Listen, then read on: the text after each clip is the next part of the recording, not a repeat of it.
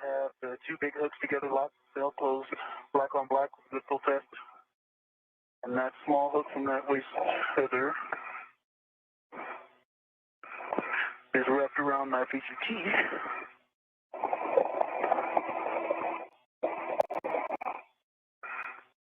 And the small hook is locked to my right D-radius spindle. All right, that sounds like a good config. And I see Hopper's back at the airlock, so Hopper, you can set up the slingshot. Well, first of all, you can temp stow crew lock bag number 1 on the airlock circular handrail, or you can hand it into Ike and he can stow it in the airlock. I'm going to go with option 2.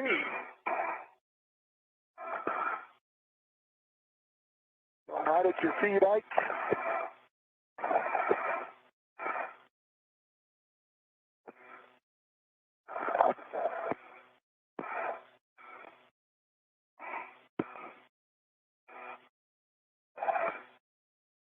Okay, I see it.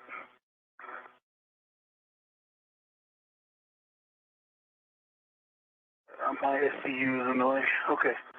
Can you go a little farther? Got it. Okay.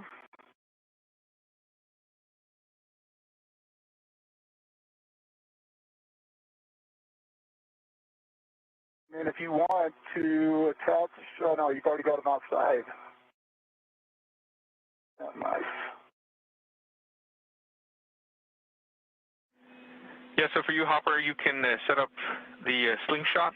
So Ike sounds like he's connected to the airlock waist tether, so you can remove Ike's anchor hook, safety tether anchor hook, and attach it to your red reel. Roger. Didn't work.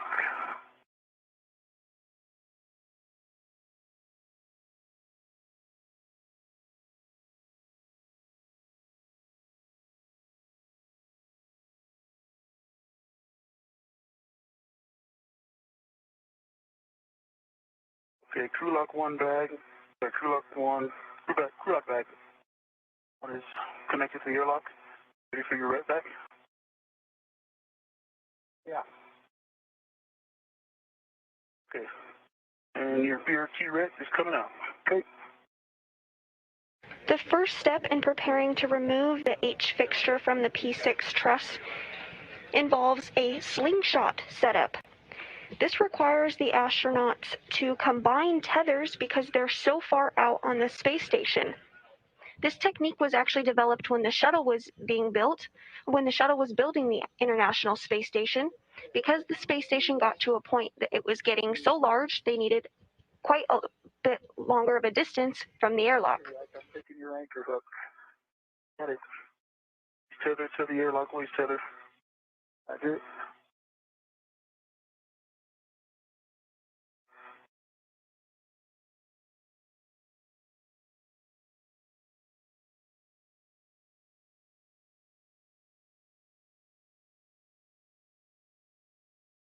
Okay, it is now attached to my red hook, belt closed, starter lock, black on black, and a good pull test. Copy. You can pick up your own safety tether anchor hook and stow it on your mini workstation. Copy. Anyway, before I do that, I'm going to go ahead and get a crew lock bag. That's all right. Yep, so you're picking up crew lock bag number 2. I believe that's the one on your side. It is. It's got that crazy tube. Yeah. Could you do me a favor? I can, yeah. You see my safer handles? I see your left safer handle is down. You rotate, and the right safer handle is down. Hand controller is in. The crew continuing to work together to set up the P6 slingshot setup for the P6H fixture removal.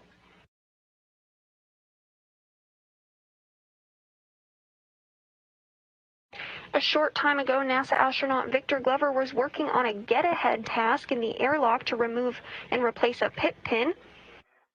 However, he did not believe that it was broken, and after the ground consulted with him, they agreed. So teams have now decided not to perform the PIP pin as it is unnecessary. Yeah, good question. I guess I'm hurt, I can take it. Or you can leave the large small if you want. Okay. I'm leaving it behind then.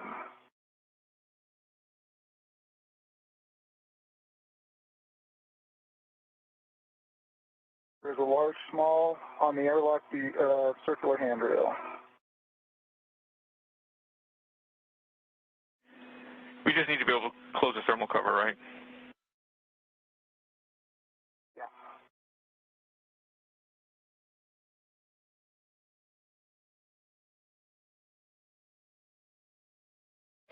We're in a brief expected handover between satellites and will regain visuals and communications with the crew shortly.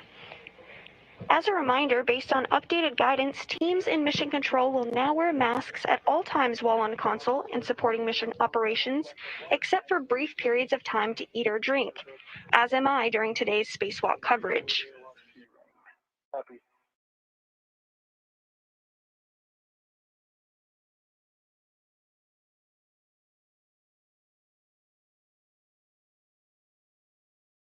Okay, I am ready to go. All right, you can translate to P1, mile marker 9150.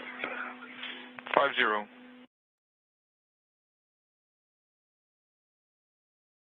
that, and I take it I am not getting the APFR.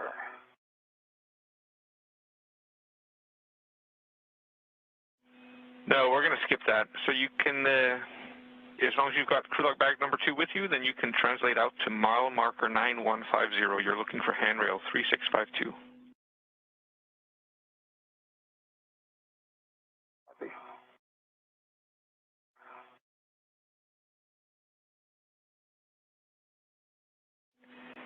And Ike, if you haven't done so already, you can put crew lock bag number 3 on your BRT. Crew lock bag 3 on my BRT. This view of NASA astronaut Mike Hopkins outside of the airlock as he works to set up the slingshot. Close the thermal cover.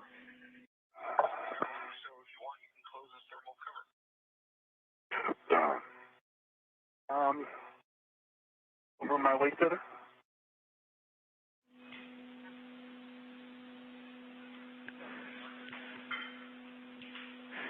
Yeah, your waist tether will be coming through, that's right. But so if you want, you can leave it open or half close it.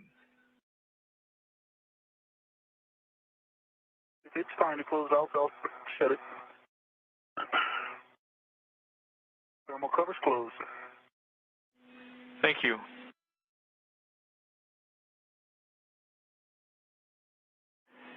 And Ike, while you wait, we'll take a club inspection and have check.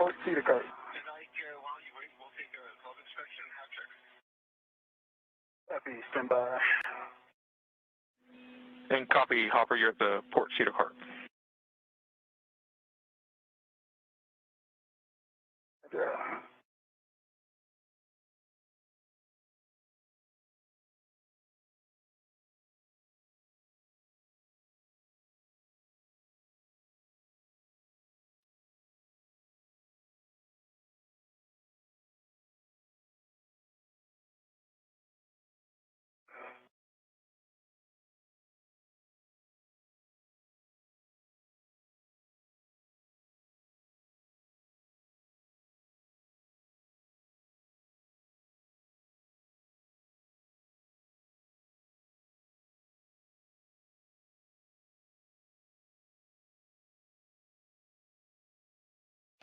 You just heard the call for a glove and hap check. These checks are done regularly throughout the spacewalk.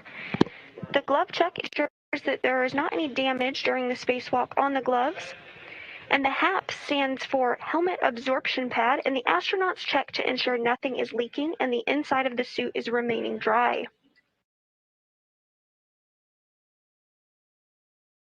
And my HAP is dry, my gloves still look new. Good news, thank you.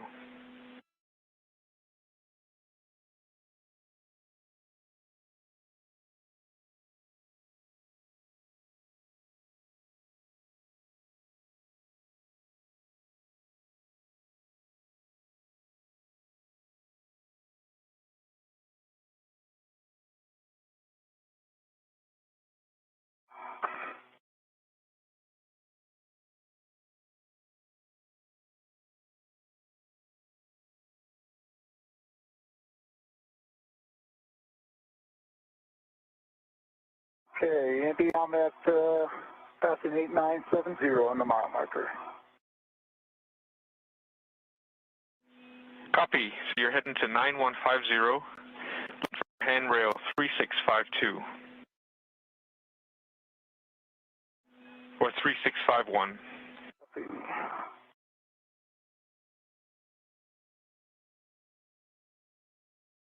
Okay, I got 3652 and 3651.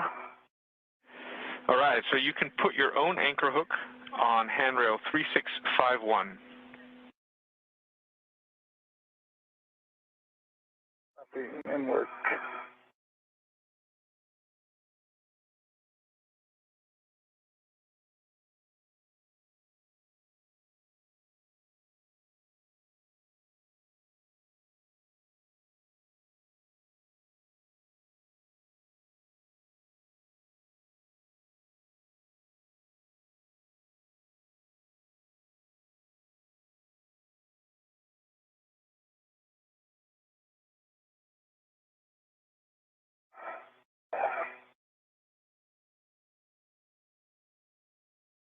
Okay, ED1 anchor hook is to 3651. Bail close, auto lock, black on black, good full test.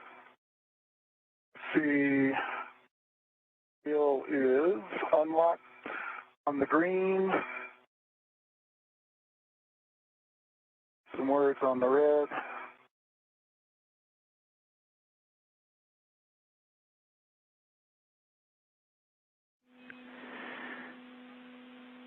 All right, sounds good. So red is unlocked, and I got a yellow hook that's excellent. That's good config. So you can tether to Ike's anchor hook via his safety tether cable, and then you can attach his anchor hook to 3652.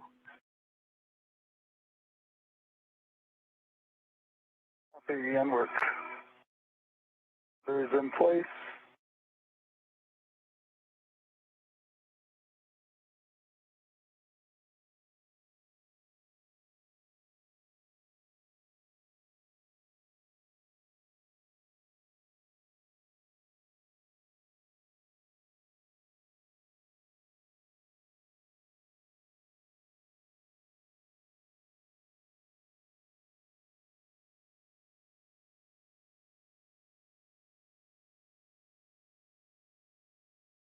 ED2 anchor hook is attached to 3652. Bell close, auto lock, black on black.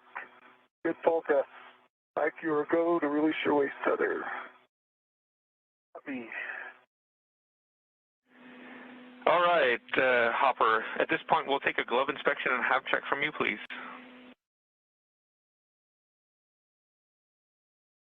Copy and work.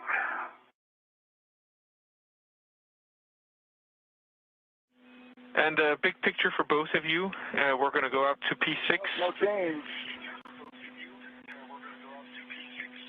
Go ahead with your, yep, and your hab.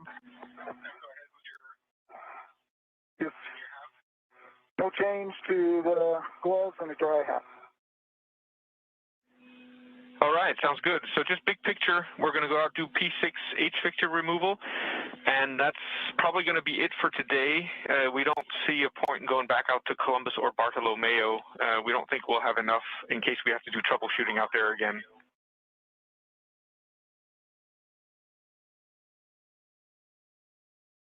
Okay. ED2. E1.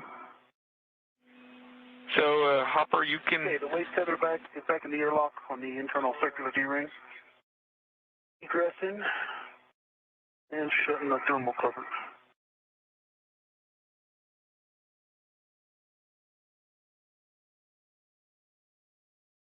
Thermal cover is closed.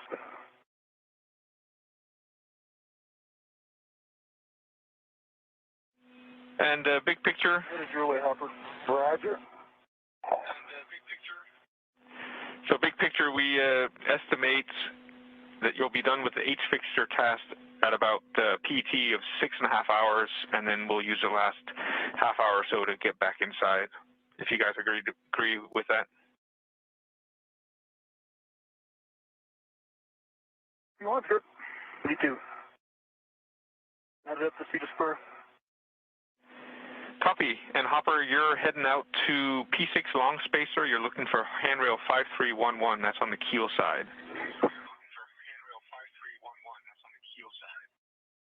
5311. Okay.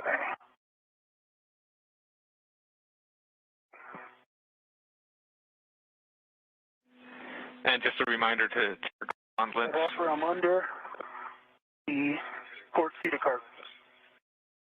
Gauntlets are good for UB1.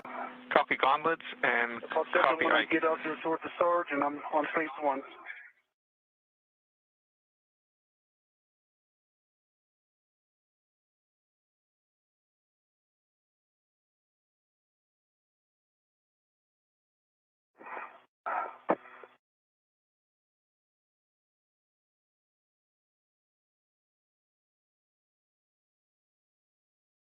Alright, Andy, I'm on phase 1 heading forward. Copy. And you're also heading out to the P6 long spacer. You're looking for handrail 5309 for your green hook.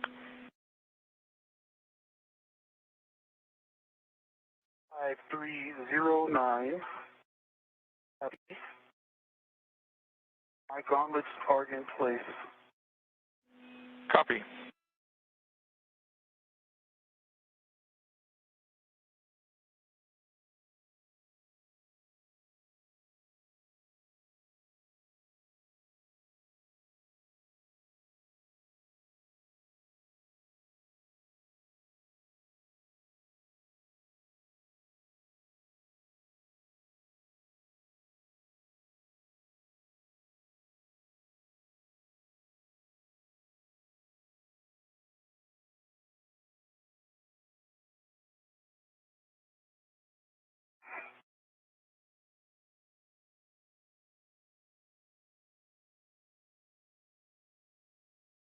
My safety tether cable is hooked on something further starboard. I'm heading backward. Figure it out. Copy, Ike.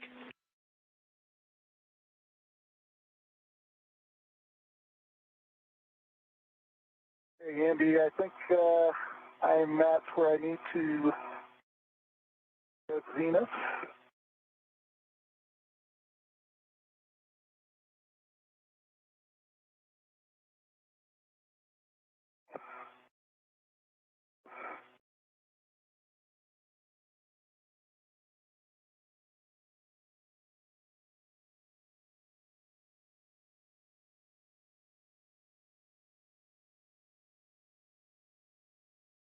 Alright, it decided to do its own poor man's fair lead. I've got my safety tether reels and I'm headed back port. Yep. Copy all, Ike. And some more good news, the 4 out of 6 cables that we were able to mate at the Papa's connector panel, they all seem to be good. So at least we got partially connected to Bartolomeo. That is good. Hey. Awesome, awesome. Alright, I just touched Hopper. Yeah.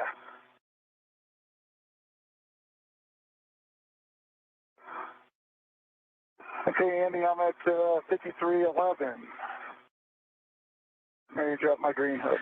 Copy. Yep, you're dropping your green hook there, and then you're heading out to the BGA-H fixture and stowing your crew lock bag on the mass canister handrail.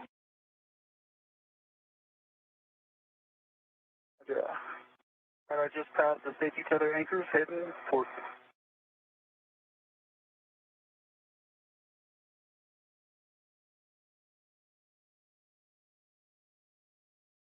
What handrail is yours on, Hopper?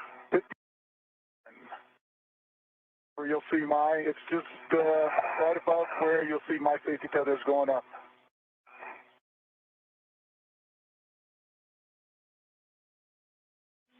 Yeah, you're looking for 5309. Copy, 5309.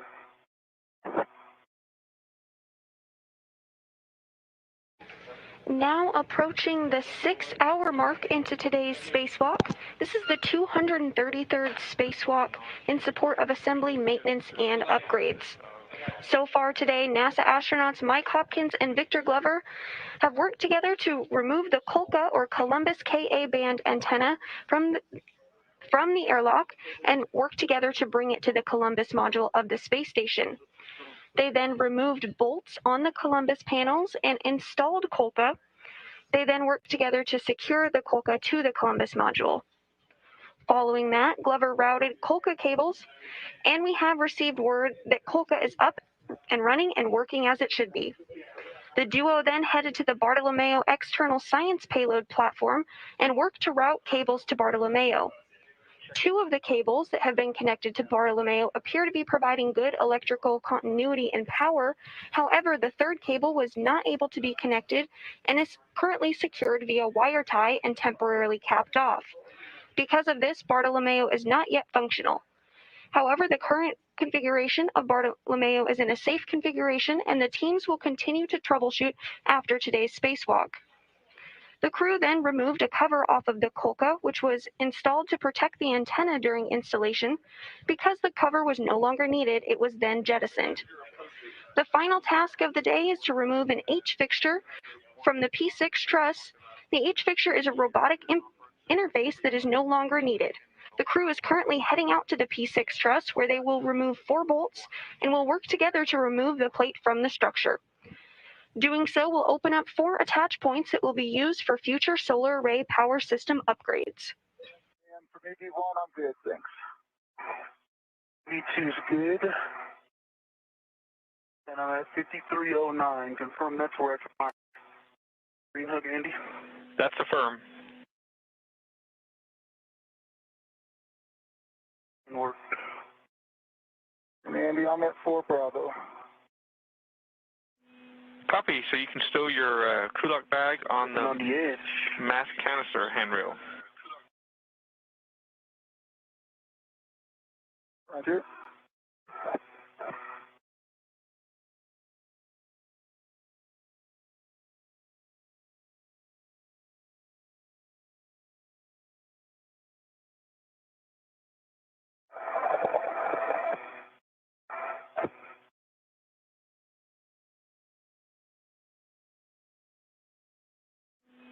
And Hopper, once you've stowed your crew lock bag, you can retrieve the plier set and the combo wrench.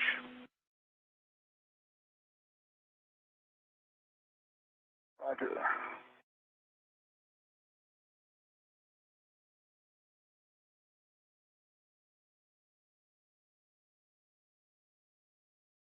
All right, Andy. Board station to 5309, Green Hook, and my green reel is unlocked. Copy. You can head out to the H fixture worksite and stow your crew lock bag on the mass canister handrail.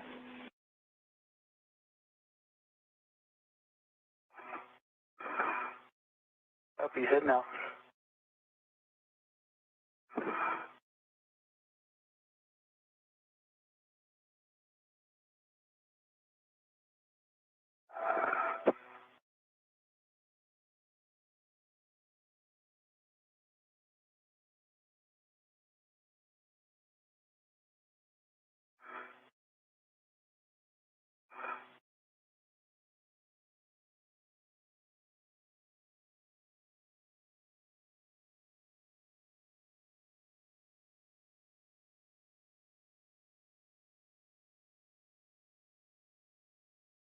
There's the H fixture. Hey-ho.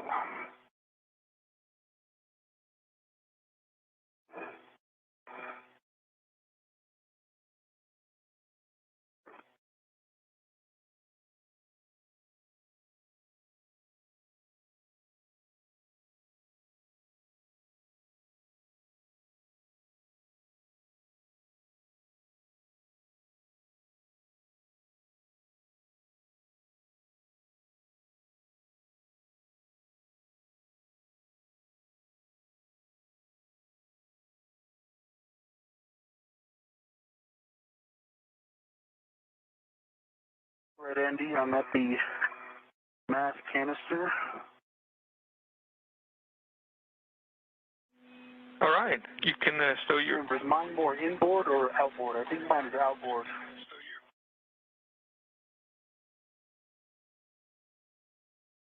The H fixture, that is. So it's above the ECU.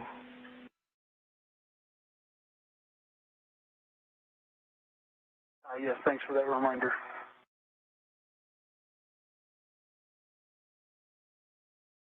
Yeah, I think I am tally ECU. Okay.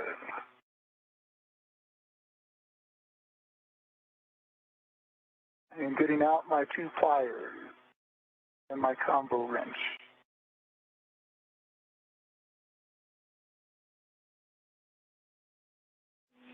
Yep, so once you have the plier set and the combo wrench, then you can attach an adjustable equipment tether hook to the H fixture.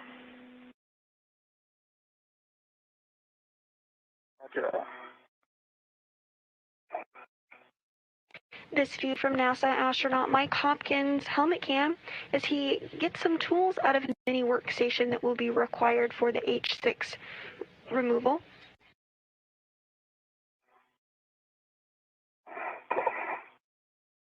The H fixture is a robotic interface that is no longer needed, and the plate is secured by 4 bolts. The crew members will work together to remove the bolts and then remove the plate from the structure. This will open up 4 attach points that will be used for future solar array power system upgrades.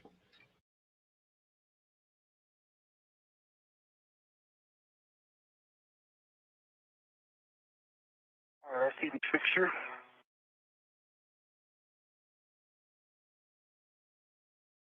Okay, I have the adjustable attached. Copy. And we have good WES from Hopper, and we do also have WES from you, Ike. It's kind of coming and going, but right now it looks okay.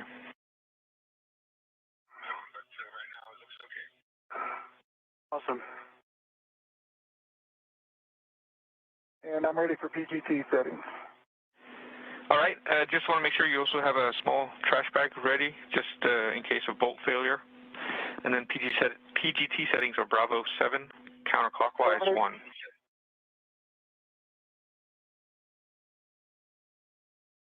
Bravo 7, counterclockwise 1. Good readback.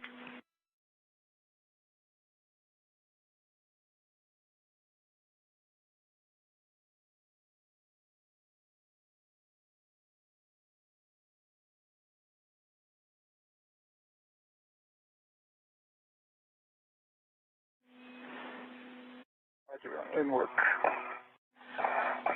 And we'd like bolt 1. turns on each bolt.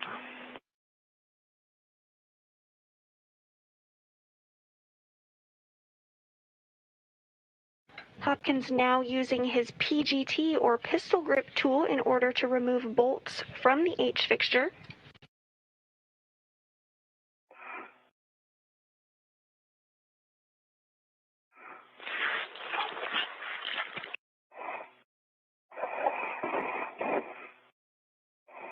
The PGT is essentially a space drill that astronauts use during spacewalks to remove and secure bolts.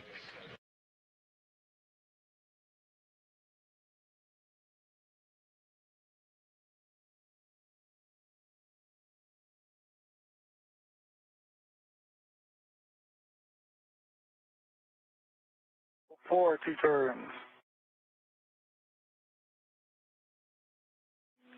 Did you say bolt 4, 2 turns? Okay, Andy, I'm ready for those settings as well. That's affirmative. Ike, that's Bravo 7, counterclockwise 1.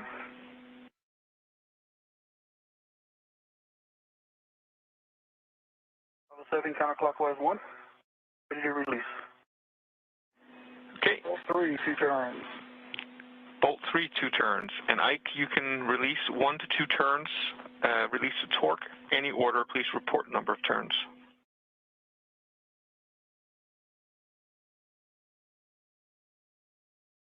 Copy, releasing bolt 1. And bolt 2, 2 turns. Copy, bolt 2, 2 turns.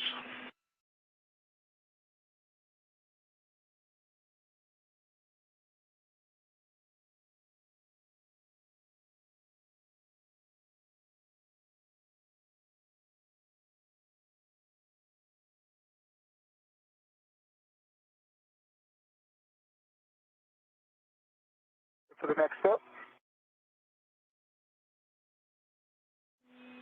So Hopper, just to confirm, all 4 bolts you released 2 turns, right? Affirmative.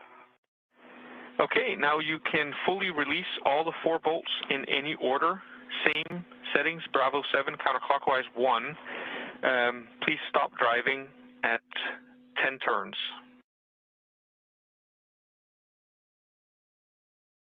Total or new 10? Yeah, 12 total, so I did the math for you, 10. Thank you. Turning.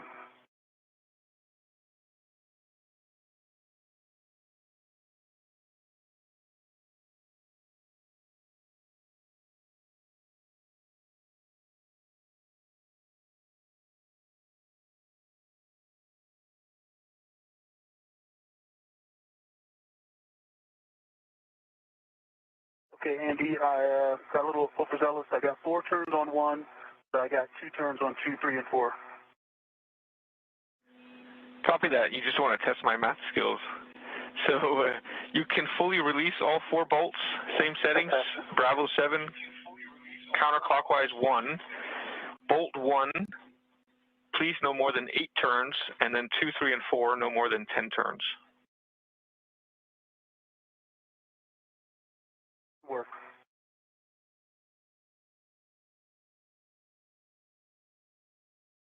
All right, 10 turns on bolt 1, and it's released. Copy.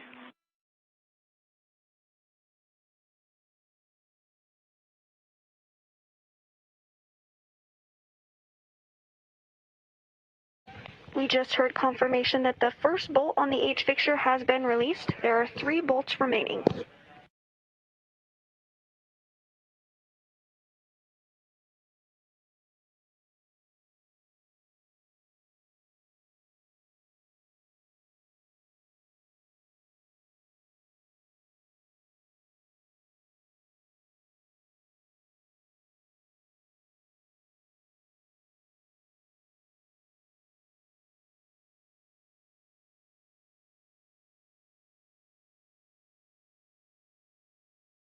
Bolt 1 took 4 more turns, it's fully released. Bolt 2 took 7 more turns, it's fully released. Copy. And bolt 3. Bolt 4 is fully released. Copy.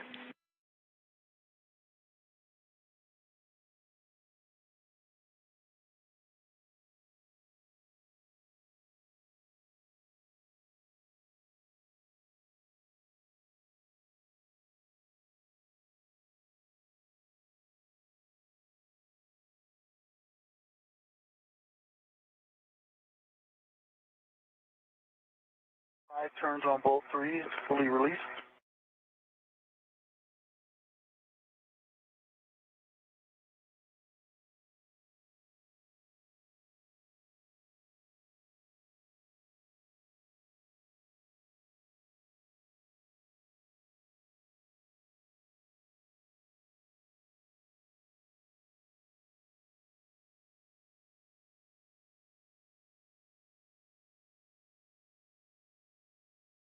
Bolt 3 fully released. Copy.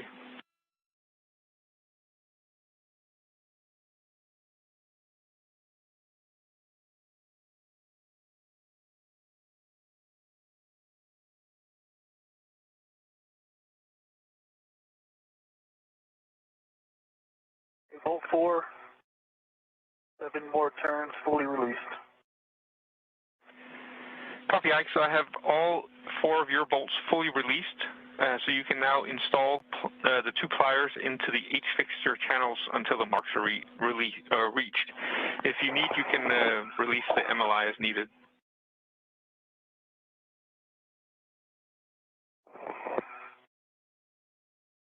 Copy. And with that, we just heard confirmation that all 4 bolts on the H fixture have been released.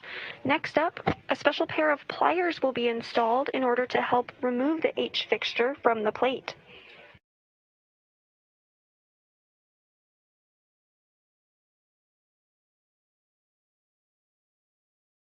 And 10 turns, pull to fully release. Copy that, Hopper. So you can also install the pliers into the H fixture channels.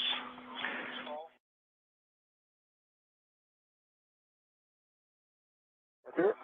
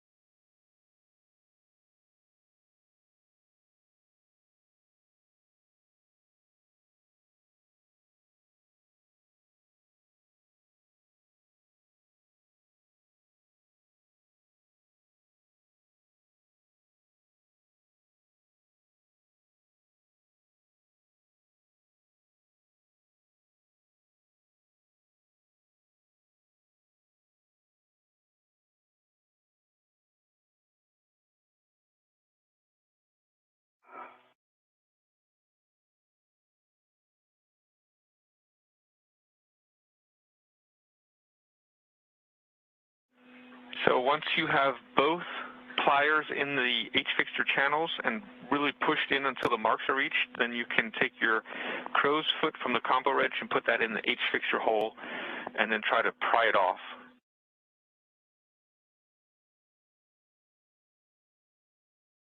Okay, we copy.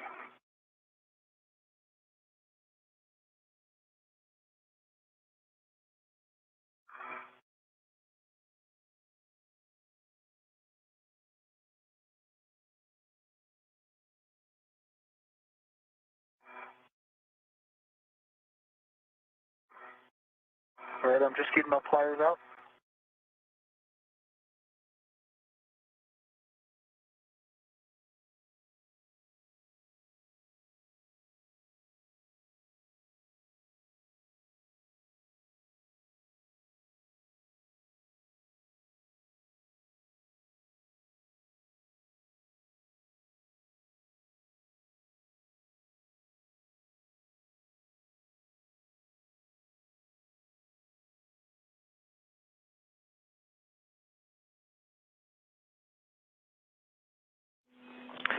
And just a reminder to have a tether on the H fixture for both of you. There should be an adjustable going to the H fixture before you pry it off.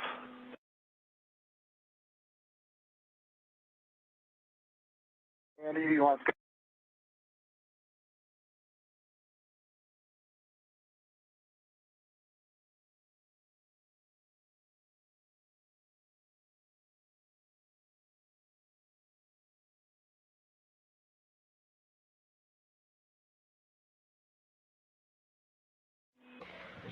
We're in a brief expected handover between satellites and will regain communications with our spacewalkers here shortly.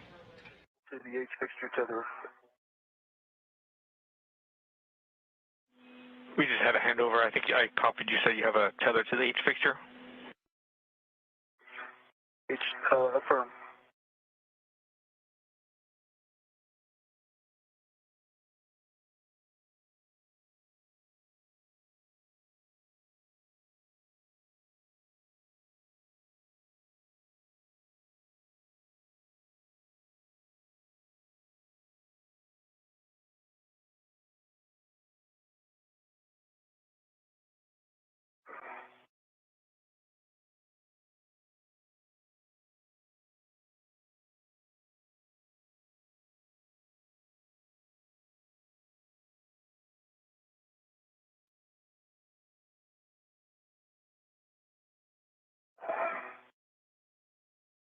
This view from NASA astronaut Mike Hopkins' helmet cam as he works to install pliers to the H fixture in order to pry it from the pad.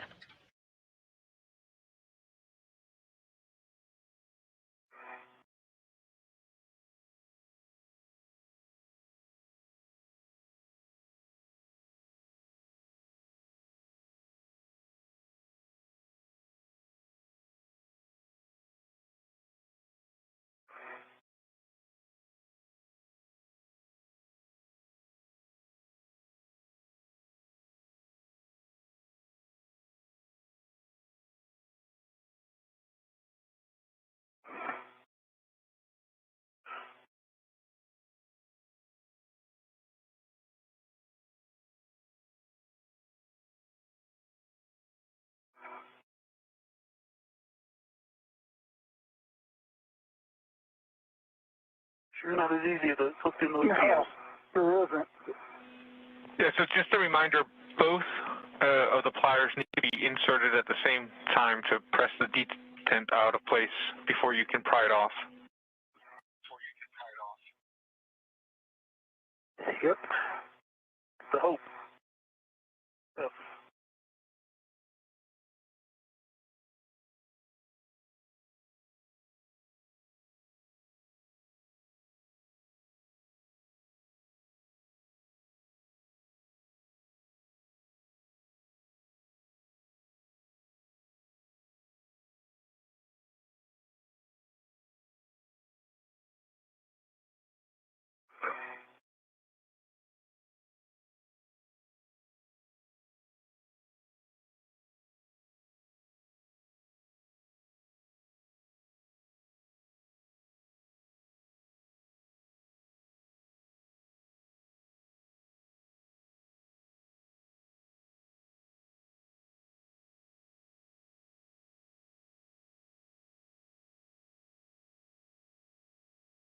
Well, I think you just want to rotate. Yep, I'm not having much luck either. I'm in different body position. Yeah, I went perpendicular to the handrail. I started.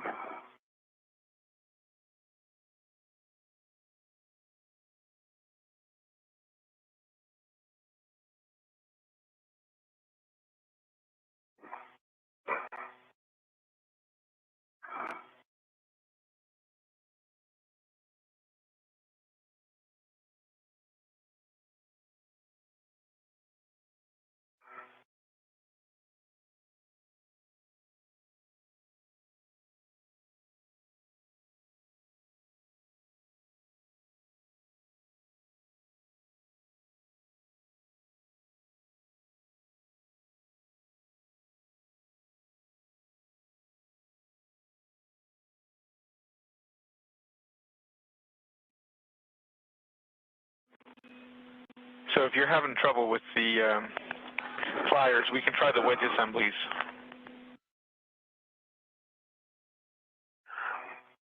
EV2, I don't think the wedge is going to be any better.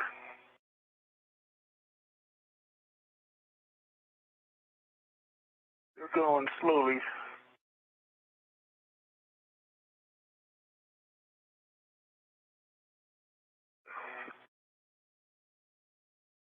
From EV2, can you see my WBS? Like rim, there's a ridge. Yeah, I agree. It's kind of in the way of my this plier.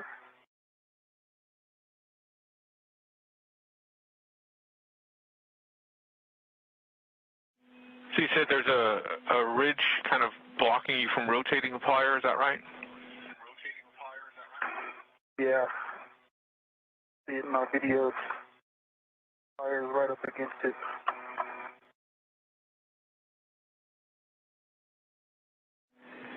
Yeah, I think we see it, so that's why you can't rotate the plier, right?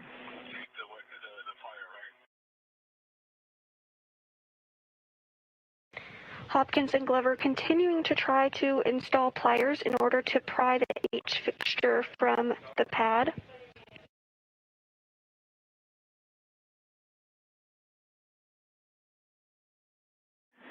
So Ike, it looks like yours might be in. Do you want to give it a go with the combo wrench?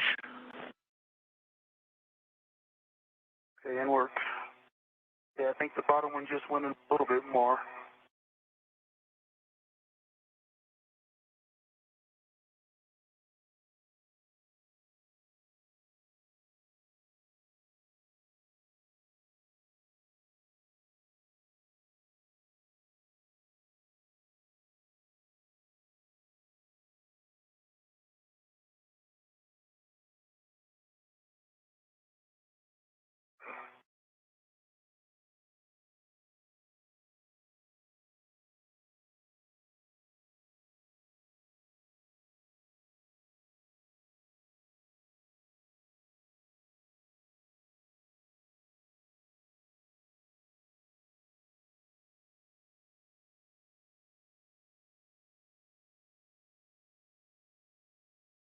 lights off.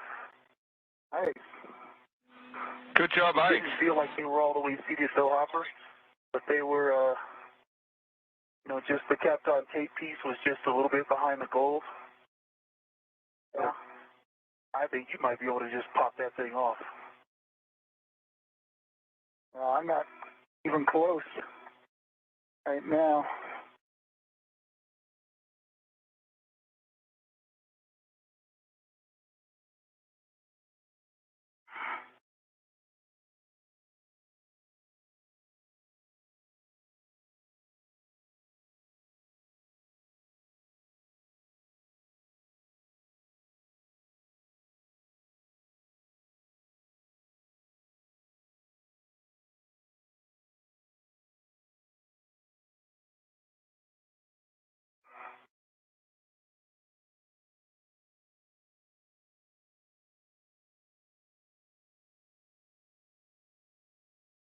That last few inches of mine getting in there was just kind of jiggling it.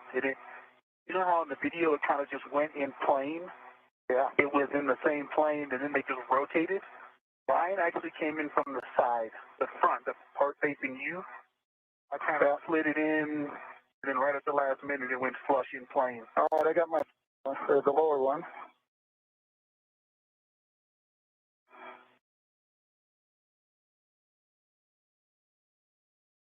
We received word that Glover was able to get his H fixture removed from the plate. Hopkins still working to remove his. All right, we see you there working, Hopper. We'll give it another minute or two.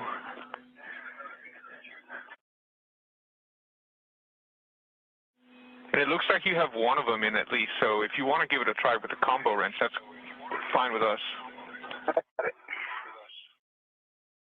I finally got it. Yeah, that looks good. We see that. Worked. It's released. And with that, Hopkins was able to remove his H fixture from the plate. You got it without the combo wrench? Yeah, very nice. It's all the Wheaties, right? It's just once you got it in the right spot.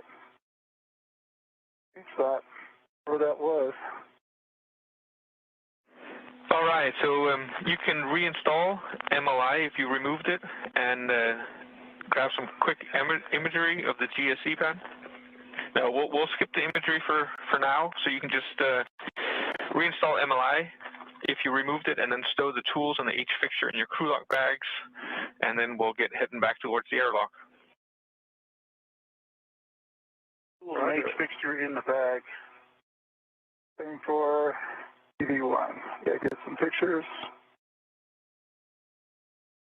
Bag is on the BRT.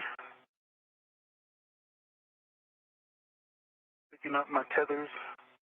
I'm gonna head back. Got your pictures? I go back first anyway. He said skip pictures. Oh, we skip pictures? No need for pictures today. We're happy. We'll head back.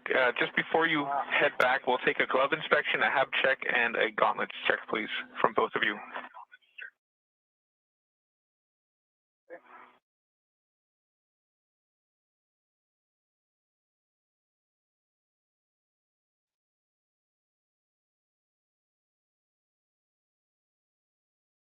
Okay, crew lock bag is on my BRT.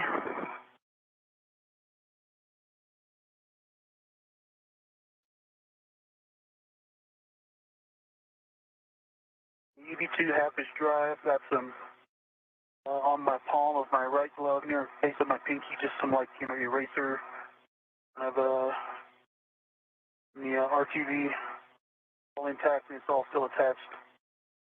No grease on my thumb, other than that they look new. Copy. Then just check your gauntlets and you can head back. Okay, EB1 is I have left glove, looks good. Right glove, there's a little damage to the And with the successful removal of both H fixtures, a slot is opened up that will be used for future solar power array systems upgrades. The crew is now performing a glove and hat check and will then head back to the airlock to begin ingress procedures. You put the MLI back in place if you removed it, right? I didn't remove any. Mine back.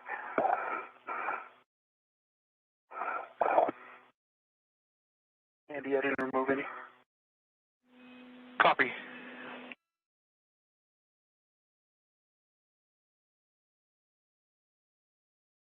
I'm heading back. I'm leading back to the airlock, right? You got it. Okay. Sir, just before you guys head back, I'm sorry. We're going to need a picture after all, just to ensure. Andy, my camera. Ike, you can head back. Hopper will just take. Not working. Okay, I copy, Ike. So just pictures from you, Hopper. Yeah. I do.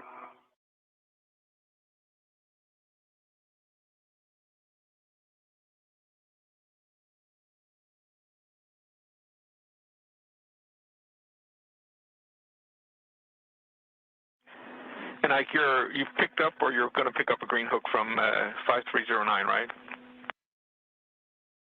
5309, I'm on the way there. All right, I got some pictures.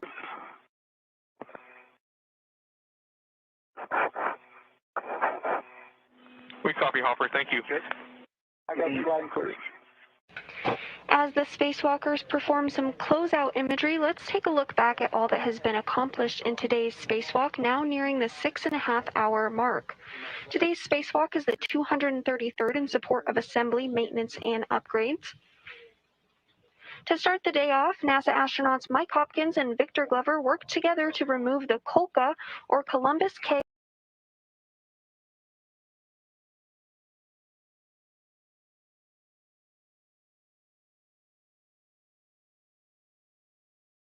together. Back to the airlock. Following this, the duo headed to the Bartolomeo Science platform and worked to route cables to Bartolomeo. 4 out of the 6 cables that have been connected to Bartolomeo appear to be providing good electrical continuity and power. However, the other 2 were not able to be connected and are currently secured via wire tie and temporarily capped off. Because of this, Bartolomeo is not yet functional. The current Bartolomeo configuration is in a safe configuration, and the teams will continue to troubleshoot after the EVA. The crew then worked together to remove a cover off of the Kolka, which was installed to protect the antenna during installation. Because the cover was no longer needed, it was jettisoned off the robotic arm. The final task of the day you just saw, in which the duo worked together to remove 2 H fixtures from the P6 truss of the station.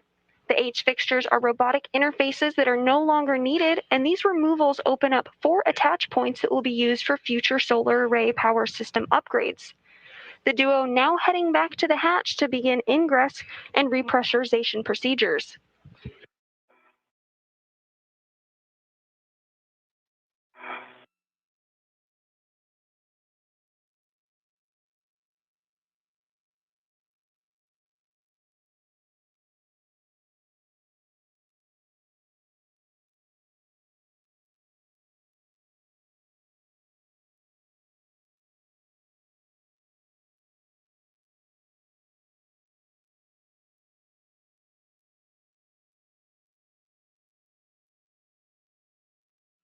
Hey, Ike.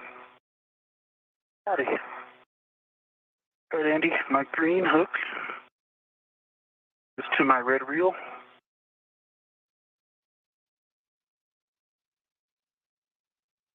Green reel is unlocked. Heading back to the airlock. Copy that. So once you're back at the airlock, you can open the hatch thermal cover, and then you can attach your waist tether to the airlock waist tether, and then close the hooks and lock them. Me too. Back.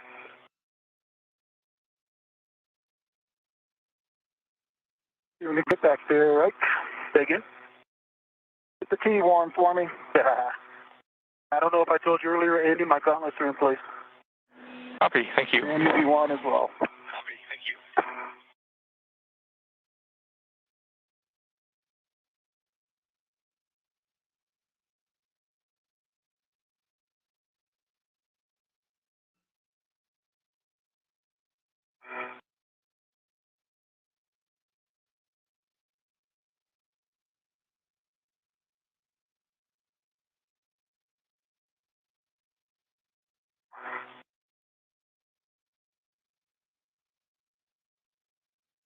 Okay, green hook's on the red reel.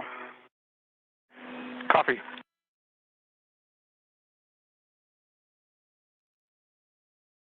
AV2 is across the stars, heading inboard. Yeah.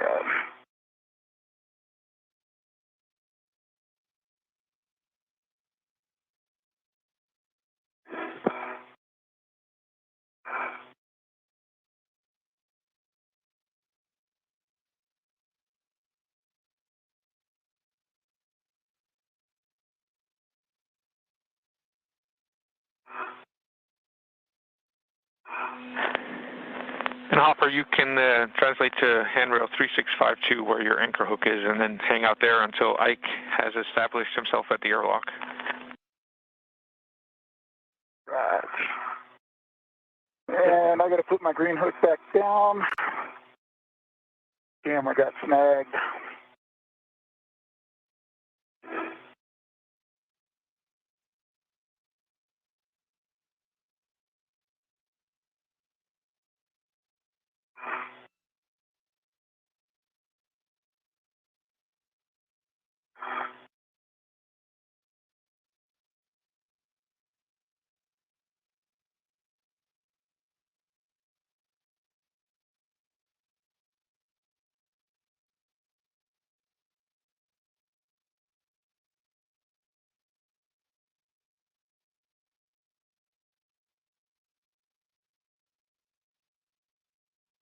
All right, I'm across the lab, Hopper.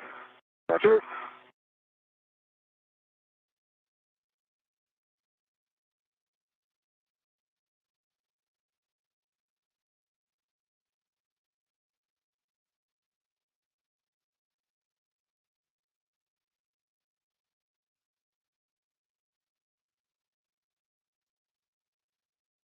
Under the port seat of carts. Roger. Getting my green hook for the second time. Copy all.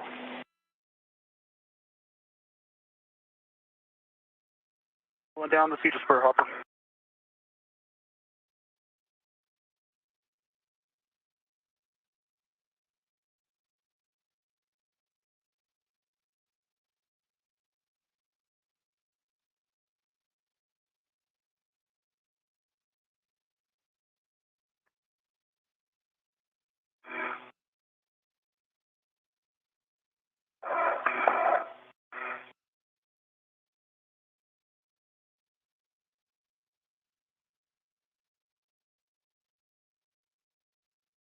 All right, I'm back at the hatch.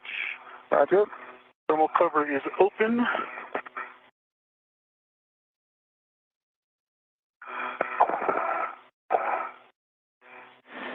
Copy all. So you can attach your waist tether to the airlock waist tether.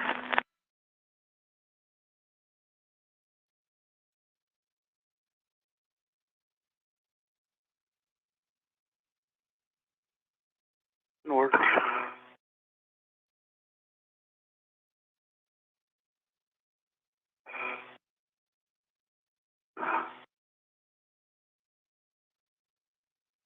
What about the airlock D-ring extender?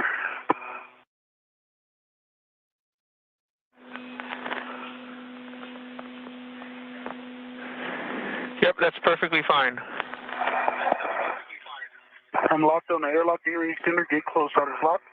Black on black. Roger. That waist tether small hook is locked to my right D-ring extender. Black on black. Full test, and you have a go.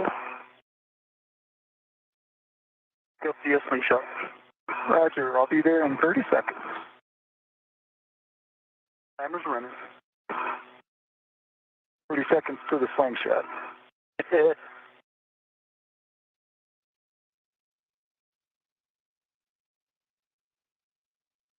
All right, I'm at the slingshot.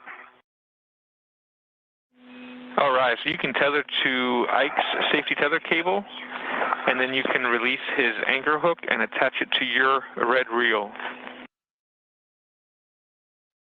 Go.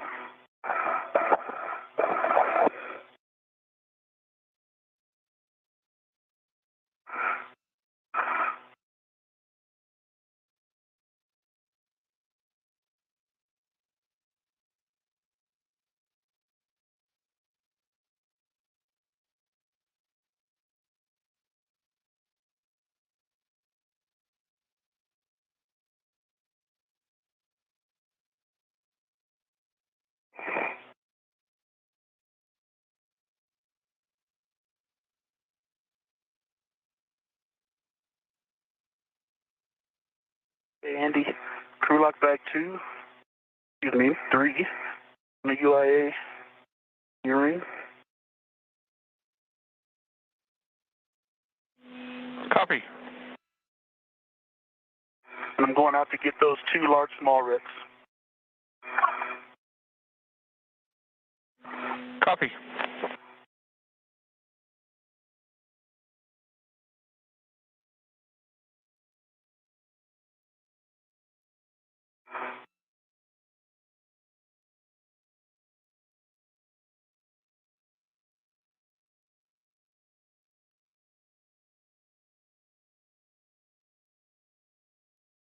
Okay, V2 is anchor hook attached to my green or red reel. So close, try to lock on black. Good full test. Copy. So Releasing my red.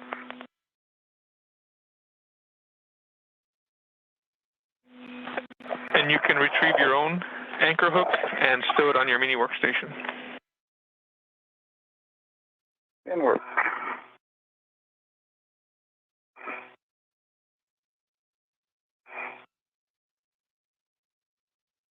NASA astronaut Victor Glover has arrived back to the airlock. Mike Hopkins is continuing to make his way back there. Once they both arrive, they'll work on ingress procedures and will work to repressurize the airlock. Come your way. Roger. Copy you on your way back to the airlock, Hopper. When you pass the port CETA cart, please press the brake release 2 times. Roger.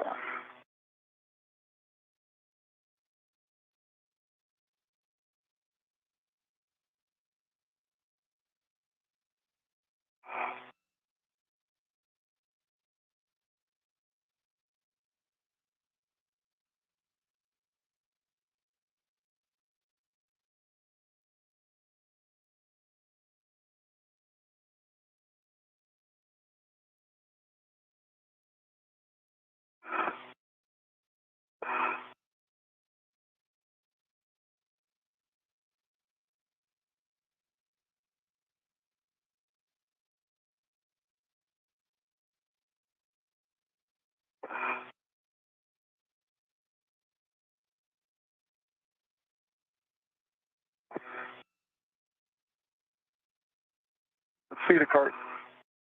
Copy.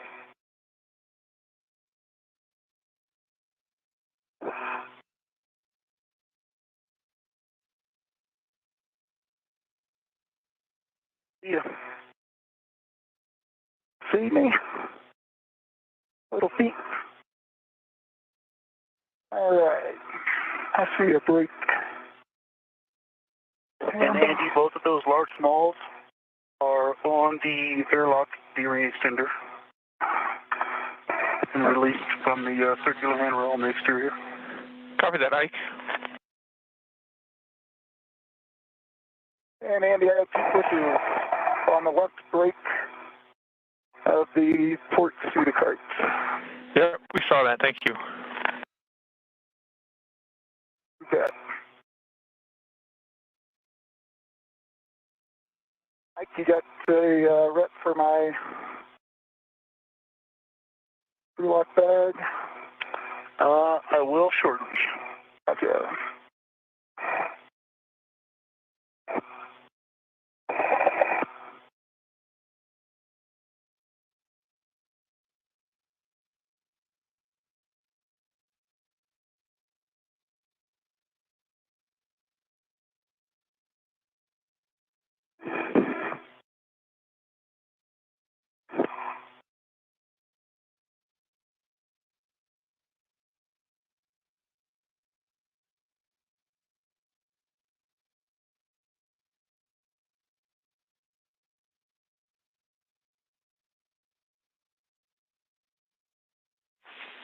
Station Houston, space to ground 3.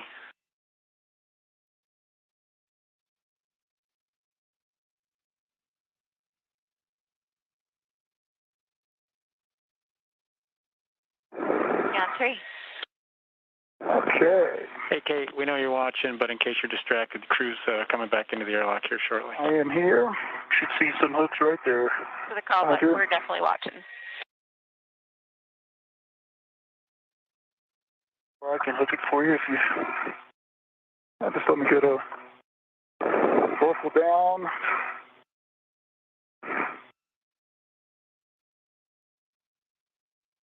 Go.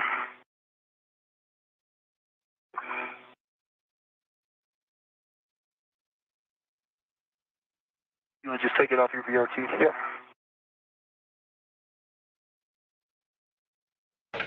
Now 6 hours and 43 minutes into today's spacewalk, as NASA astronaut Mike Hopkins works to join fellow NASA astronaut Victor Glover in the airlock.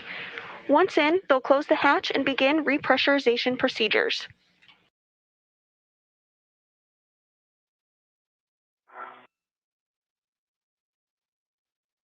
What can I do for you? I think Woodruff's going to come in. We're in a good config for coming in, right? I like the sound of that. Yep, my safety tether seal is right in the opening, but yeah, other than that, so it's in a good daisy chain. Is that what you show, Andy? Yeah, from our point of view, everything's good, all the way back from the slingshot. So once Ike's in place, then you have a go to ingress. After that, currently forward and port, but I'm happy to move. Roger, coming in.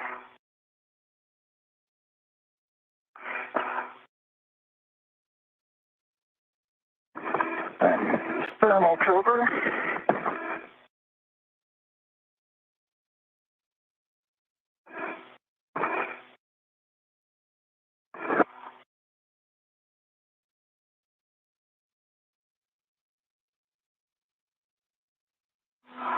And once the thermal cover is closed, you can attach the Velcro strap.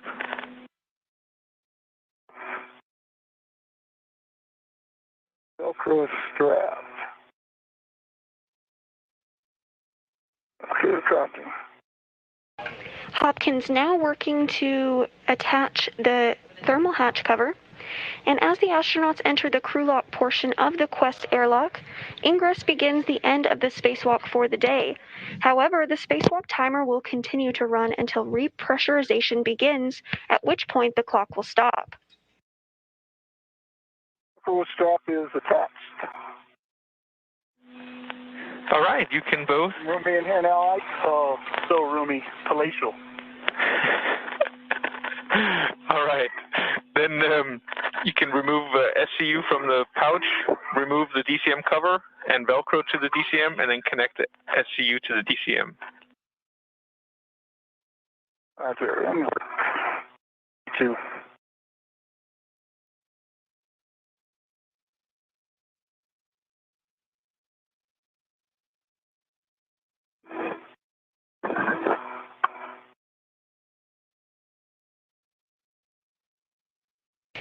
Once the crew lock is completely repressurized, the astronauts on the other side of the Quest airlock will bring our spacewalkers in from the crew lock portion to the airlock, into the equipment lock, and will help them doff their suits and remove the safers.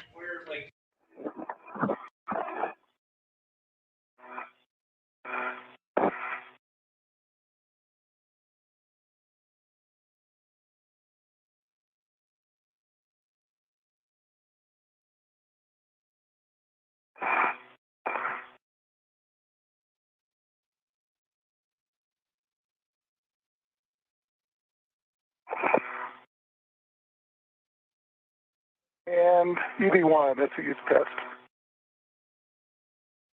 2 in work. Copy, and just double check that the SCU is locked in place. Locked. EV1 locked. E2 locked. Copy. A note here, TCV setting of 8, which is max cold, will minimize the time for SCU cooling. All right, so now you can switch your water to off, OFF, and you can expect an H2O is off message. You're on off, OFF. EV2, OFF water. Okay, a caution, don't close the hatch until EMU water is off for 2 minutes. Okay.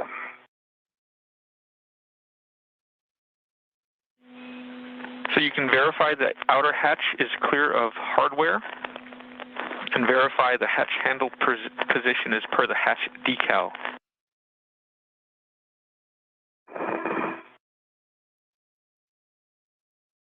Hatch handle position per the hatch decal. It's in the unlatched position and unlocked.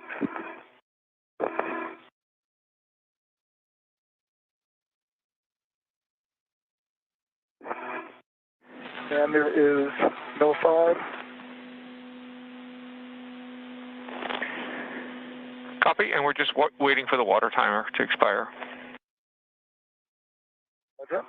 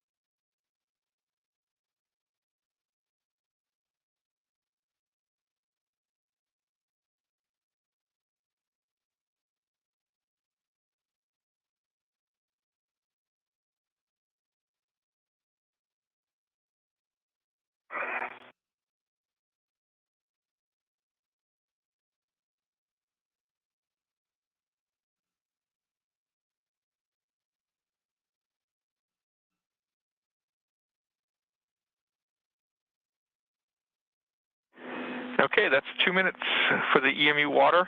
You can close and lock the EV hatch hopper. Roger, inward.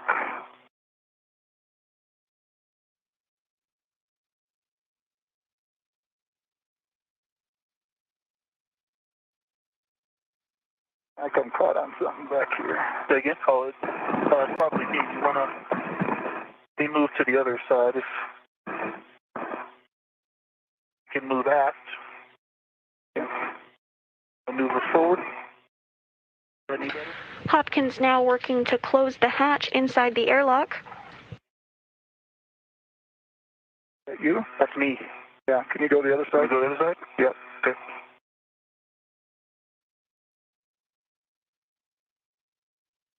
Okay. Okay.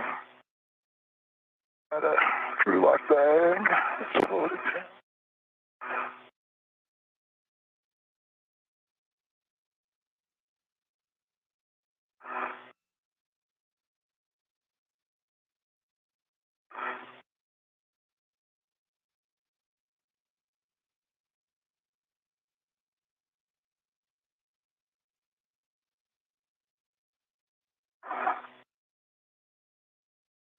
All right, let's do this one more time.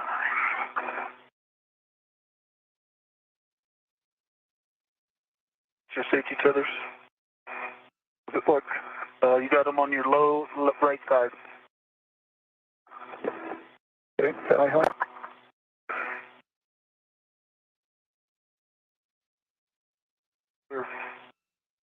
I concur. Latch.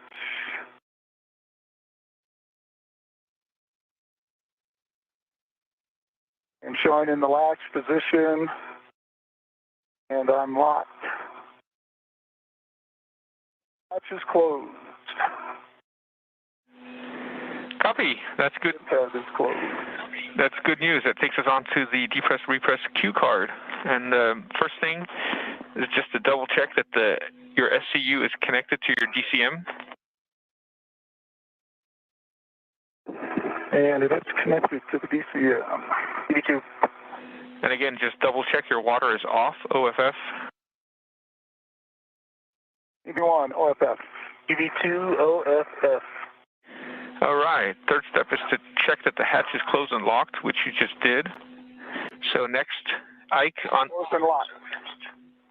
Ike, on the UIA, check that the oxygen EMU-1-2 valve is open. Oxygen EMU-1 open, EMU-2 open. Next, you can switch power to EV1 and 2 to on, ON. Power EV1 on, good green LED. Power EV2 on, green LED. And check that the volt. 6 volts times 2. Say again, how many volts? On 8.6. Copy. So on your DCM, you can switch power to SCU and expect the warning tone. EV1. EV2. All right. Well, it's been a pleasure working with you. At this point, I'll hand you over to Suichi, who's in the equipment lock, standing by, ready to help. Good job today. Thank you so much, Andy. Your friendly Sudive is taking over from here. And EV1, EV2, this is IV. Action. O2 actuator to press. To actuator to press.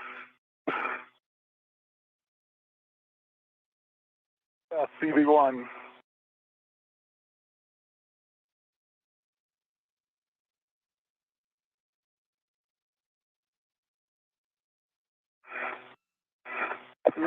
Stand by.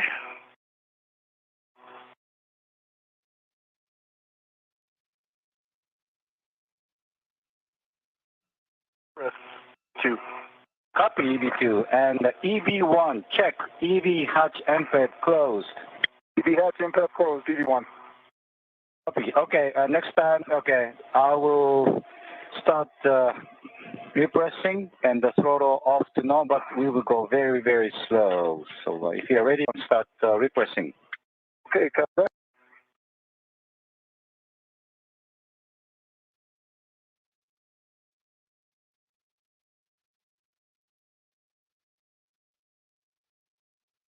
And you started repressing. Time is 0626.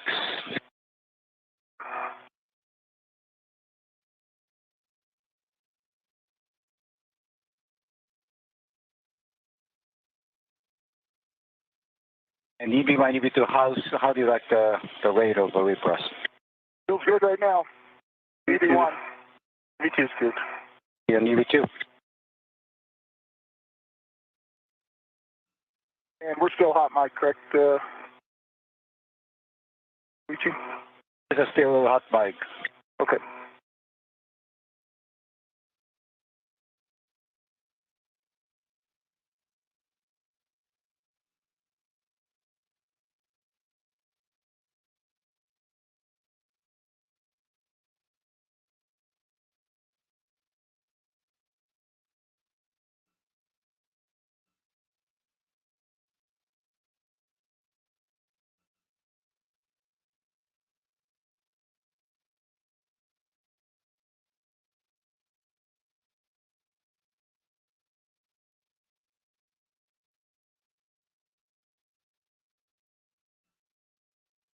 And EV1, EV2, how's the rate of the repress? Yeah, you could probably go a little faster. Are you okay with that, Ike? EV2 is good. Yeah, a little bit the bump up.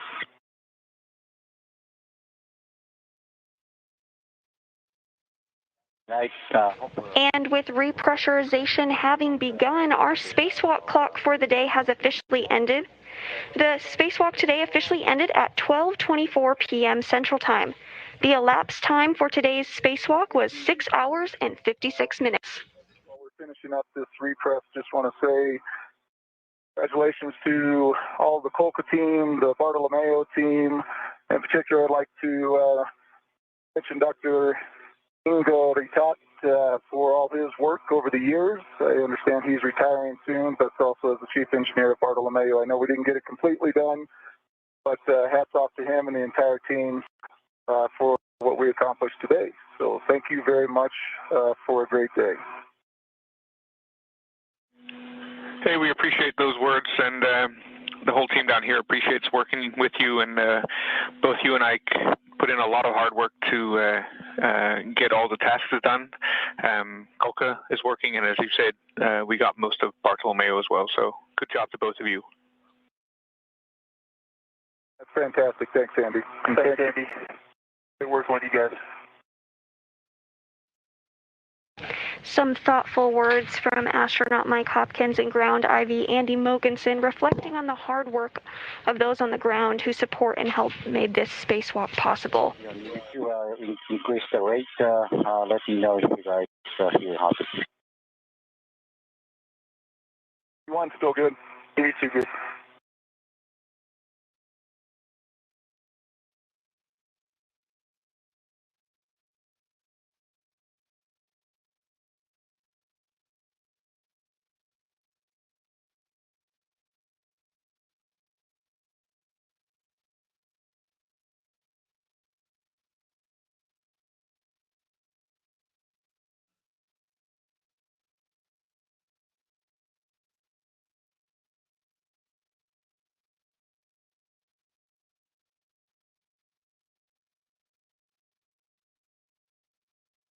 After a 6-hour and 56-minute spacewalk, repressurization is continuing nominally.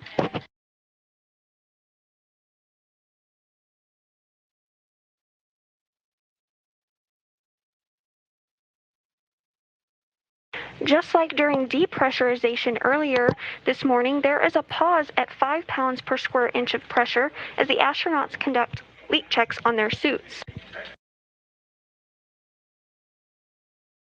We're currently approaching 2 pounds per square inch of pressure inside the airlock.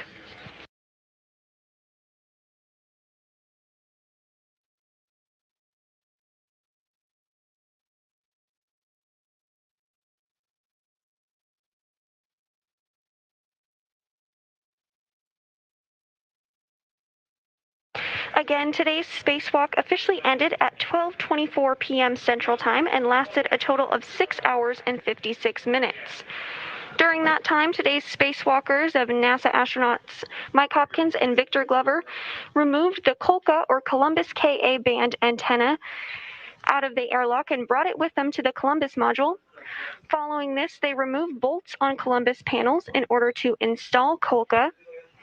They then installed Kolka and then secured it to the Columbus module.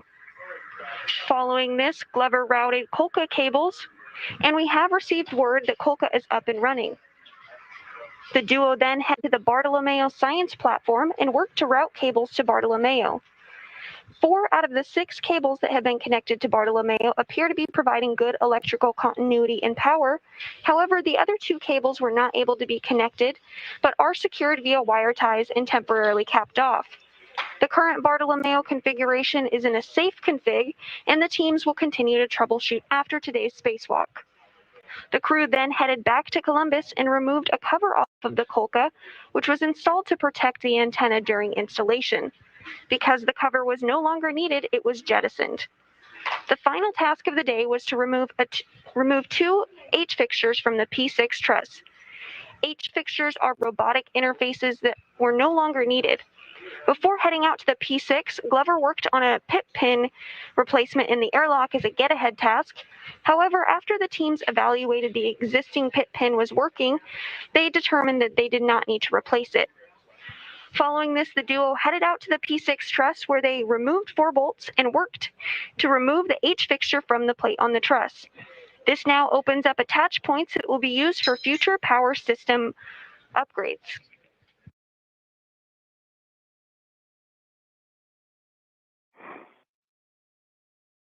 Now we'll wait for 2 minutes for the pressure to stabilize. Roger.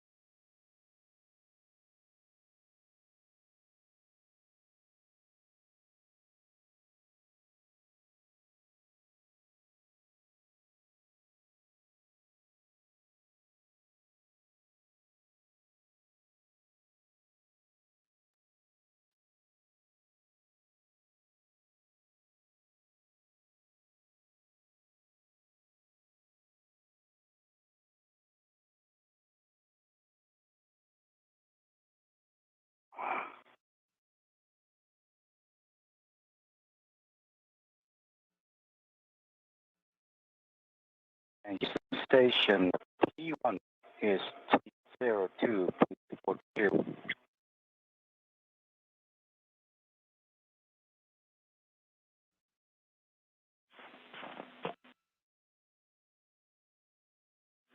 Copy all station, that's good config.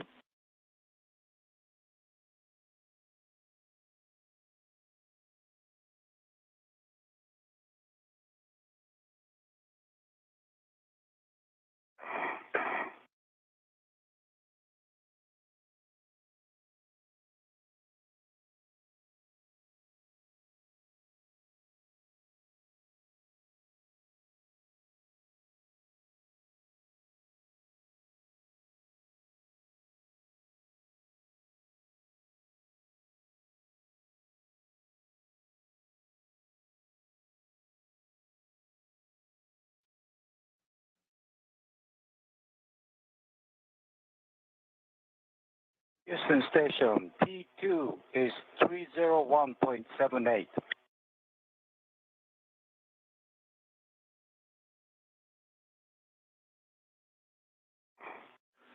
Station Houston copies the pressures. That's a good leak check. You are go to continue. Continue. Okay, EB1, EB2, check switch glove heaters OFF. EB1, OFF. EB2, OFF. Check gloves for contamination. Report to Houston if there's contamination. EB1, no contamination. EB2, done. Copy. And there's a warning, any cost checkware applies, and I believe today is none. So next action, EB1, EB2, O2 actuator to IV. And work.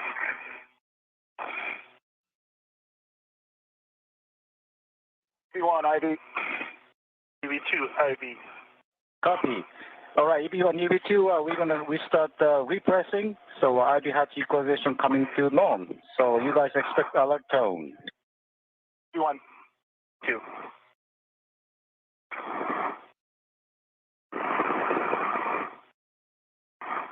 Repress started.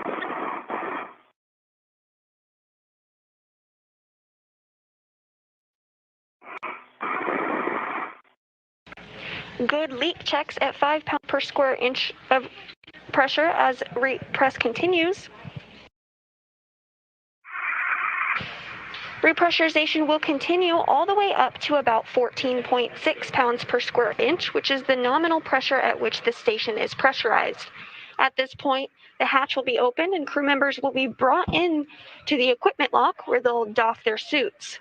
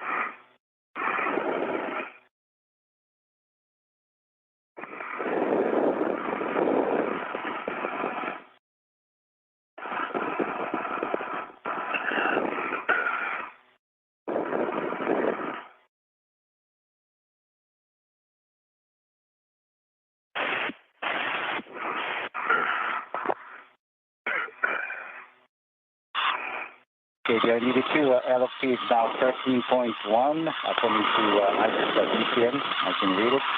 Stand by for the ID output.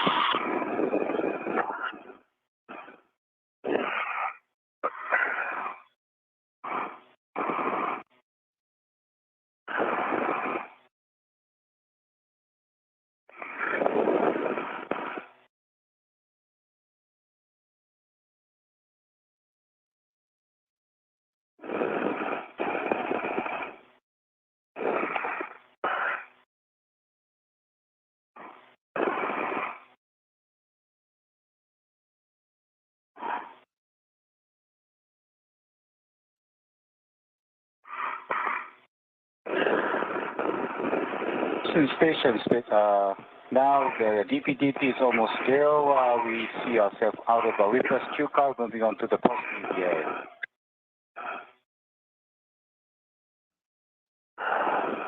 Houston copies and concurs. We see you in 1.240.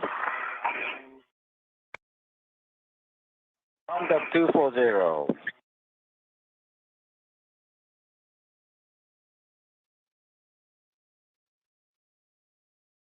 EP2, now we are in the 1.240 post EVA. We're going to open the ID hatch per decal, so stand by. EV2.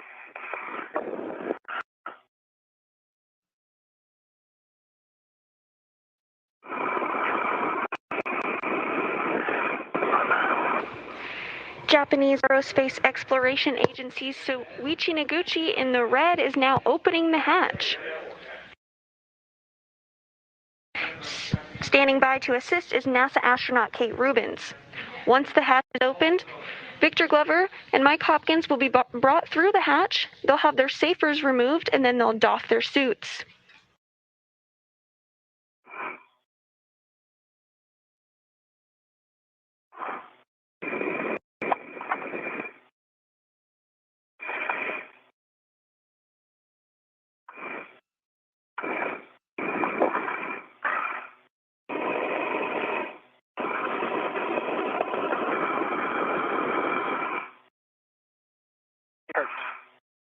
Hey, it's open.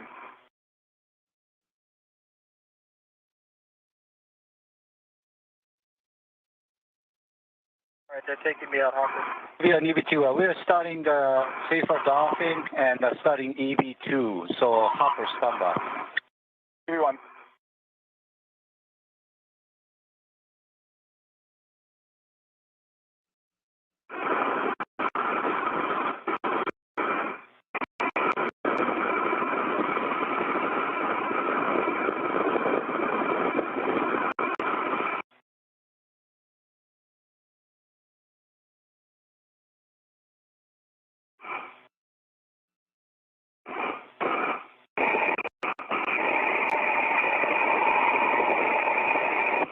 Coming through the hatch first today, NASA astronaut Victor Glover. Mike Hopkins followed behind him. You guys take care of step 4 of the call, right?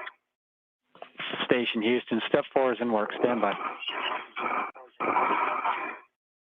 They will be standing by. Sorry, you can continue, but we're working step 4. Okay, we'll continue.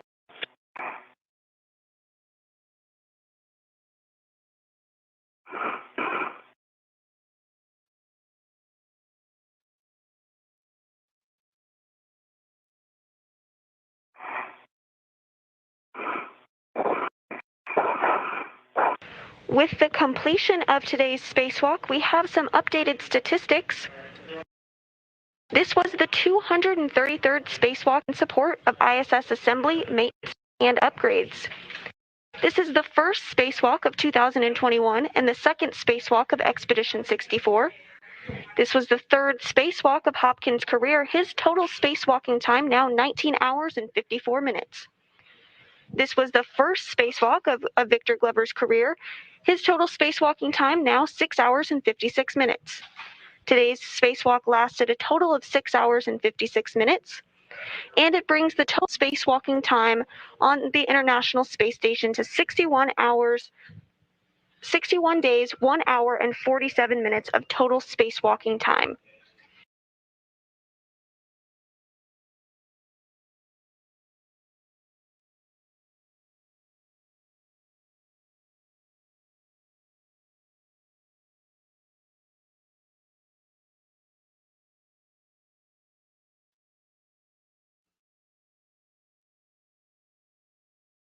Space to Ground 1.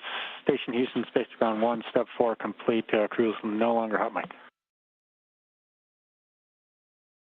Glover's SAFER has now been removed. As a reminder, SAFER stands for Simplified Aid for EVA Rescue. This is essentially a space jetpack that the crew member would use in an emergency situation if they were to become detached from the space station. That the crew is no longer hot mic. All right, copy. Thank you.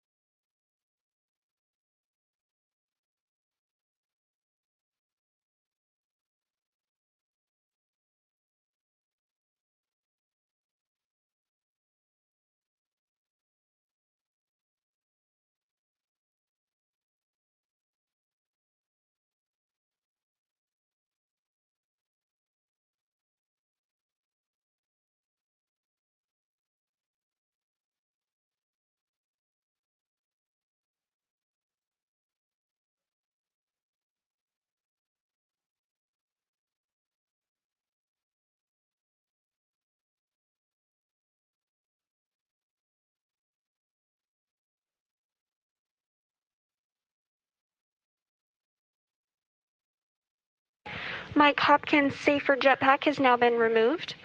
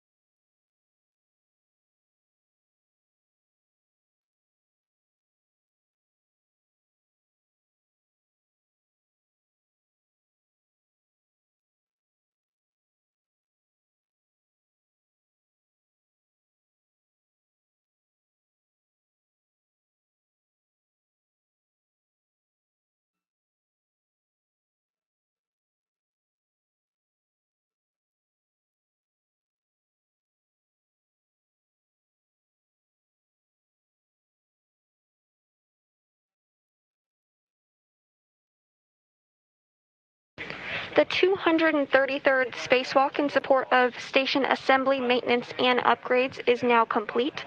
The spacewalk lasted a total of 6 hours and 56 minutes. During today's spacewalk, NASA astronauts Mike Hopkins and Victor Glover took the Kolka, or Columbus Ka band antenna, out of the airlock and brought it with them to the Columbus module. Following this, bolts on the Columbus module panels were removed in order to install the Kolka. Kolka was then installed and secured to the Columbus module. Following this, Glover worked to route Kolka cables, and we did receive word that Kolka is up and running. The duo then headed to the Bartolomeo Science Platform and worked to route cables to Bartolomeo. 4 out of the 6 cables have been connected to Bartolomeo and appear to be working in good electrical order. However, the other 2 cables were not able to be connected, but are secured via wire ties and are temporarily capped off. The current Bartolomeo configuration is in a safe configuration, and the teams will continue to troubleshoot after today's spacewalk. Following this, the crew headed back to Columbus and removed a cover off of the Kolka, which was installed to protect the antenna during installation. Because the cover was no longer needed, it was then jettisoned. The final task of the day was to remove two H fixtures from the P6 truss. H fixtures are robotic interfaces that are no longer needed. Before heading out to P6, Glover worked on a pip pin replacement in the airlock as a get-ahead task. However, after the team evaluated the existing pin and determined it was in working condition, they decided that the get-ahead task was no longer needed and the pin did not need to be replaced. Following this, the duo headed out to the P6 truss, where they each removed 4 bolts and worked to remove the H fixtures from their plates on the truss. This now opens up 4 attach points that will be used for future solar array power system upgrades.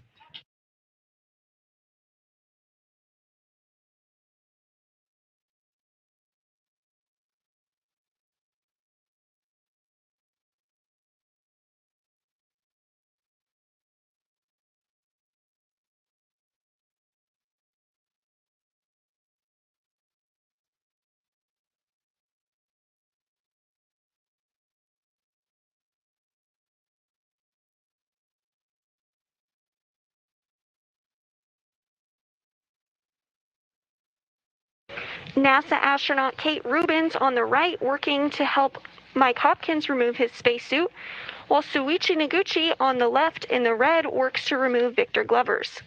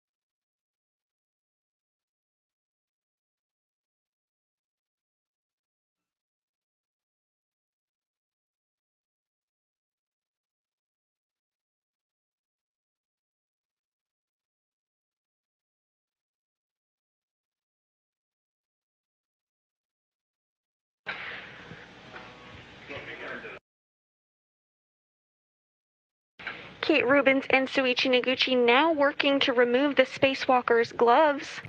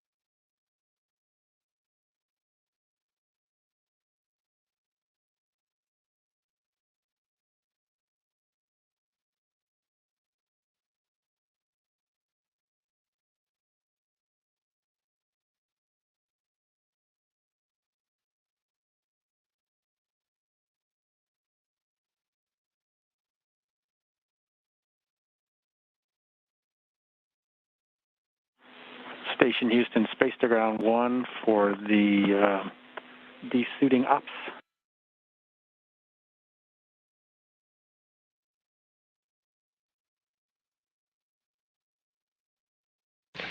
Both spacewalkers now have their gloves removed. Next up, we'll look to have their helmets removed.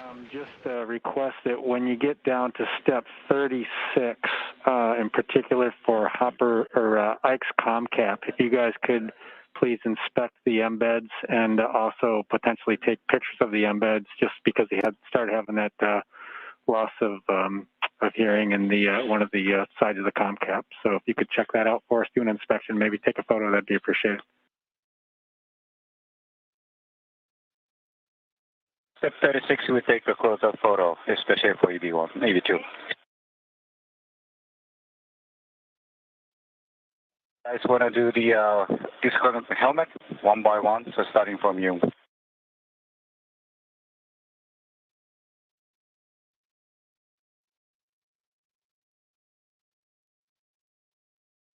Today's 6-hour and 56-minute spacewalk is now complete. This was the first spacewalk of 2021 and the second of Expedition 64. This was again the first spacewalk for Victor Glover and the third for Mike Hopkins. The duo will head back outside the station's hatch on Monday to complete additional upgrades to the space station. You can tune in live. Coverage begins at 4:30 a.m. Central Time.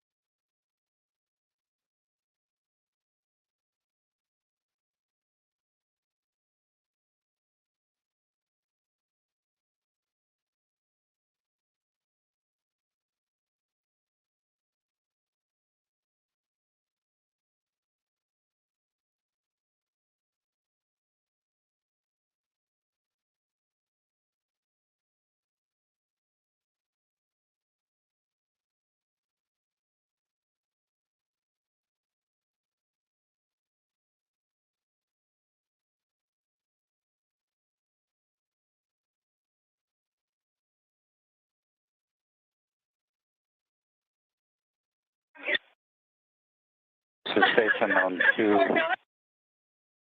With both astronauts now back inside the equipment portion of the Quest airlock, that wraps up our 6-hour and 56-minute long spacewalk for today. That will conclude our coverage. Thanks for watching. Signing off for now, this is Mission Control Houston.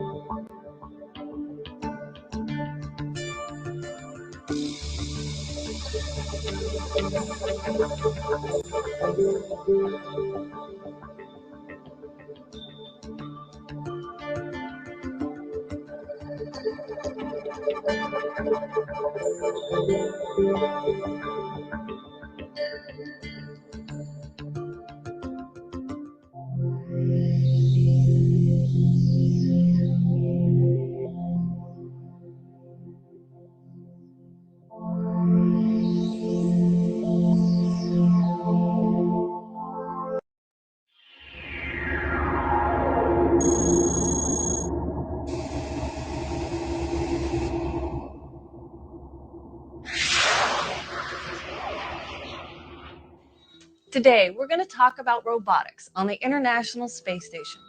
Right now, there are several types of robots in orbit.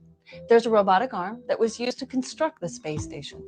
There's a dexterous robotic space handyman. There's even robots that school children control by writing programs. We'll learn about those and some pretty special robots here on Earth.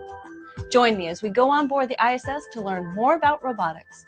Hi, I'm NASA astronaut Tracy Dyson. Welcome to Station Live. Houston 2 for velocity confirmation, assembly, steps 4, 5, and 4, 6. We're moving on to step 5. You will go right now for that activity. Thank you. Okay, Tracy, we copy, and that's good information. We'll pass it along. In this episode of Station Live, we're going to talk about robotics on the International Space Station. We'll hear from astronaut Mike Hopkins and what it takes to control the Canadarm2 robotic arm. We'll take a look at how robotic technologies from the International Space Station are helping lives right here on Earth.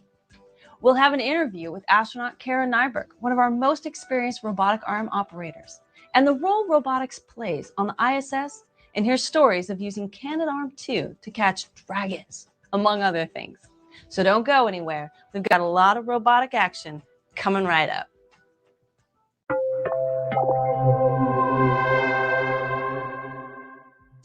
One of the things that's really interesting with the Canadarm2 on the space station is that it has the ability to inchworm around the space station.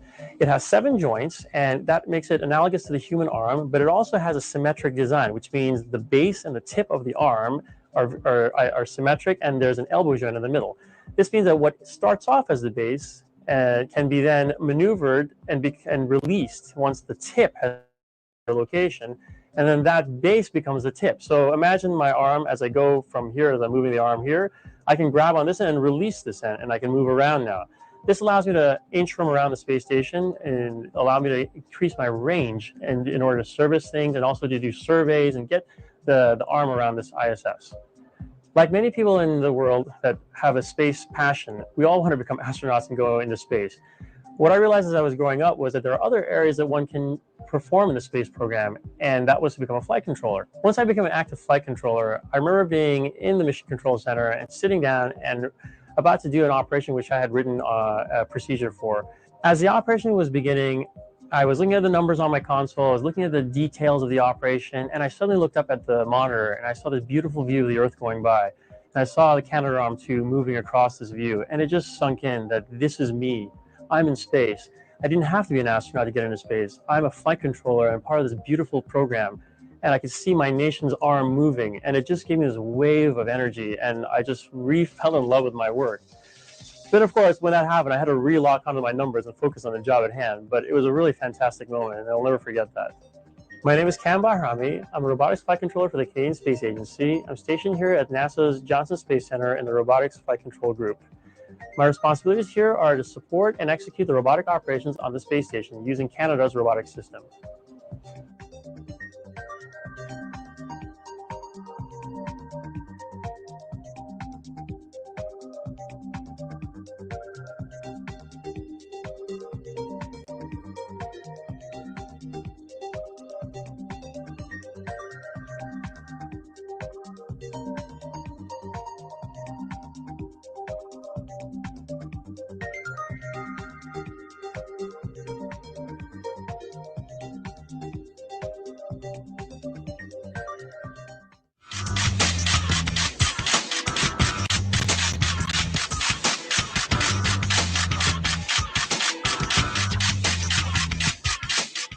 Did you know that we call operating the Canadarm flying the robotic arm? That's because it's a lot like flying an airplane. I mean, it's got hand controls, you can pitch, you can yaw, you can roll, and you have to be pretty precise.